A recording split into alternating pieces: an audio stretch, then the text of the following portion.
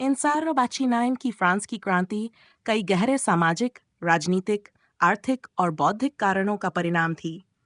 इन कारणों को निम्नलिखित रूप में वर्गीकृत किया जा सकता है। 1. सामाजिक कारण। समाज की विषमता। फ्रांसीसी समाज 3 वर्गों एस्टेट्स में विभाजित था। प्रथम पादरी वर्ग, द्वितीय कुलीन वर्ग और तृतीय सामान्य जनता। प्रथम और द्वितीय वर्ग को विशेषाधिकार प्राप्त थे, जबकि तृतीय वर्ग को अत्यधिक करों का बोझ उठाना पड़ता था। तृतीय वर्ग का शोषण। किसान, श्रमिक और मध्यम वर्ग के लोग, बुर्जुआ वर्ग, तृतीय वर्ग का हिस्सा थे जो अन्याय और शोषण का सामना कर रहे थे। राजनीतिक कारण। सत्ता का केंद्रीकरण। लुई 16वें के अधीन फ्रांस में राजतंत्र पूरी तरह से निरंकुश था।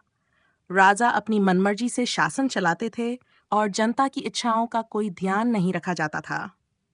राजनीतिक भ्रष्टाचार। राजशाही में व्याप्त भ्रष्टाचार और अयोग्य शासन ने लोगों में असंतोष बढ़ा दिया। आर्थिक कारण। वित्तीय संकट। फ्रांस लंबे समय से आर्थिक संकट से जूझ रहा था। महंगे युद्धों जैसे अमेरिकी स्वतंत्रता संग्राम और शाही दरबार की फिजूल खर्ची ने खजाने को खाली कर दिया था। भारी कराधान। गरीब जनता पर अत्यधिक कर लगाया जाता था, जबकि पादरी और कुलीन वर्ग करों से मुक्त थे।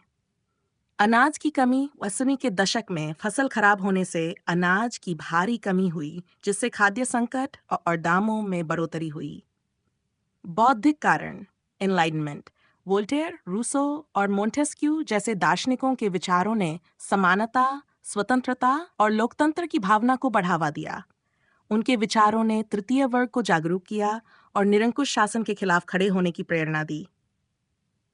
प्राकृतिक अधिकारों की अवधारणा। मानव अधिकारों और स्वतंत्रता की नई धारणाओं ने क्रांति को वैचारिक आधार दिया। स्टेट्स जनरल की बैठक। लॉन्सरम अखारीनाय में राजा ने आर्थिक संकट से निपटने के लिए स्टेट्स जनरल की बैठक बुलाई।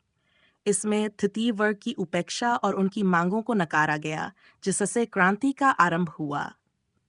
बेस्टिल जुलाई 1929 को बेस्टिल दुर्ग पर जनता के हमले ने क्रांति की शुरुआत को चिह्नित किया। निष्कर्ष। फ्रांस की क्रांति गहरी असमानता, निरंकुश शासन और आर्थिक संकटों का परिणाम थी, जिसे प्रबोधनकाल के विचारों ने प्रोत्साहित किया। यह आधुनिक लोकतांत्रिक और समानतावादी समाज की दिशा में एक महत्वपूर्ण कदम था।